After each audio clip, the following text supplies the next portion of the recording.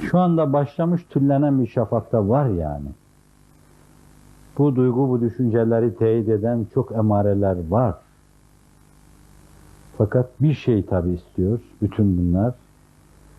Benim baş ağrıttığım bir mevzu, vade vefa, Allah'la aramızdaki irtibatın korunması. Sadık halayık. Yani az böyle hizmet etmesek, geri kalsak, Allah'ım ne vefasızlık yaptık ki tasmayı boynumuzdan aldın. Yani bizim havhavımız yetmiyor muydu? Başka birine mi vereceksin? Çünkü men yertedde minkum an dini fesevfe yetillah. Evet. İn yeşe yuzhibkum ve ye'ti bi halkin cedid. Herkes için. Sahabi için söz konusu ise bizim için evleviyet. Korkmalı, ürpermeli, verdiği inayetleri elimizden almaması için yalvarmalı, yakarmalı, bahtına düştüm demeli Allah'ım. Evet o yani. Vade, vefa ve sadakat. Yok gözümüzde başka şey bizim. Şu hizmetimizi alternatif düşünce olarak devletin başına oynamak gelse, şu andaki ruh haletim itibariyle Allah Allah derim, ya beni hain mi zannediyorlar bu adamlar? 40 sene belli bir çizgide dur da şimdi devlet başkanlığı gibi bana göre marz-ı ilahiyle tartılması komiklik ve Allah'a karşı da maskaralık olan bir şeyi teklif ediyorlar. Allah Allah. Evet. Duygumuz bu. Koruduk bunu. Koruduk. Ve bunu koruyalım. Birinin bir yere gitmesi lazımsa bu o işi de becerebilir desin. Bu heyet, bu baş yüceler, bu kutsiler ordusu takdiri onlar yapsınlar. İçinde bu türlü takdirlere kendini kilitleyen zimamı şeytana kaptırmış demektir.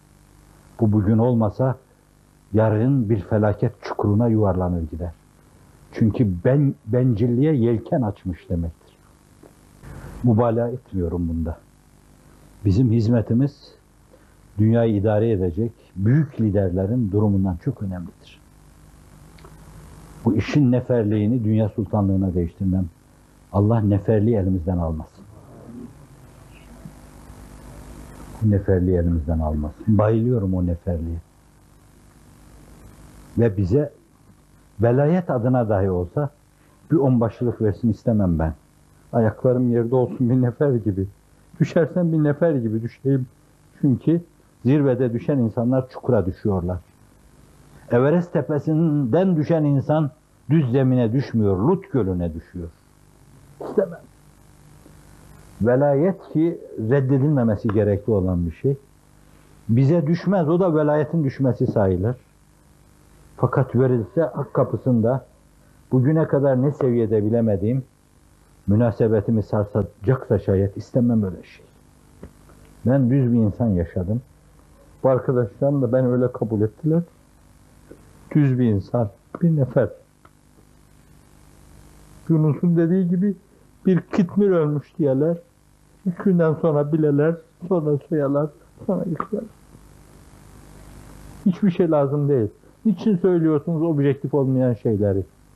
Bence geleceğe yürümek adına bunlara şiddetle ihtiyaç var. Ve biraz da endişelerim var.